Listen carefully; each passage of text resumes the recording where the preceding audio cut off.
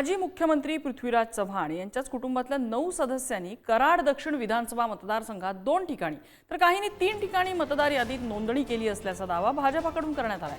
कराडमध्ये आयोजित पत्रकार परिषदेत भाजपा पदाधिकाऱ्यांनी या संदर्भातले पुरावे सादर केले।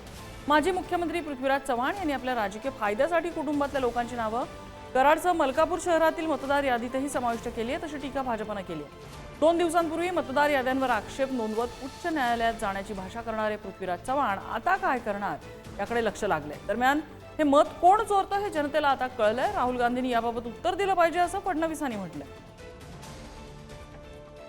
या निवडणुकीमध्ये ही लोक दुबार तिबार मतदान करत आलेले आहेत। हा सुद्धा मुद्दा महत्त्वाचा आहे। याचा फायदा त्यांनी स्वतःच्या राजकीय कारकिर्दीसाठी निश्चितपणाने घेतला असा आमचा या ठिकाणी दावा आहे। आणि हे संविधानाला धरून नाही, जे नैतिकतेच्या गोष्टी अनेक वर्ष या नेतृत्वाने इथं केल्या त्या नैतिकतेला काळिंबा फासण्याचं काम त्यांच्या कुटुंबियांनी केलेलं आहे।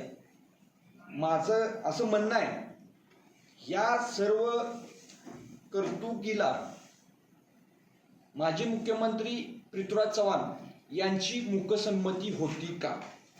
अतुल बाबा भोसलेंनी या ठिकाणी जे सत्य समोर आणलेलं आहे त्यातनं खरे वोट चोर कोण आहेत हे आता स्पष्ट झालेलं आहे। आता वोट चोरीचा सगळा कॉन्ट्रॅक्ट राहुल गांधींनीच घेतलेला आहे आणि त्यांचेच लोक या ठिकाणी वोट चोरी करतायत हे लक्षात आलेलं आहे। आणि मला असं वाटतं की आता याचं उत्तर राहुल गांधींनी दिलं पाहिजे। आणि या सगळ्यानंतर आता राजकीय आरोप प्रत्यारोप प्रतिक्रिया यायला लागल्या। फडणवीसांनी निवडणूक आयोगाची वकिली सोडावी असं पटोले म्हणतात।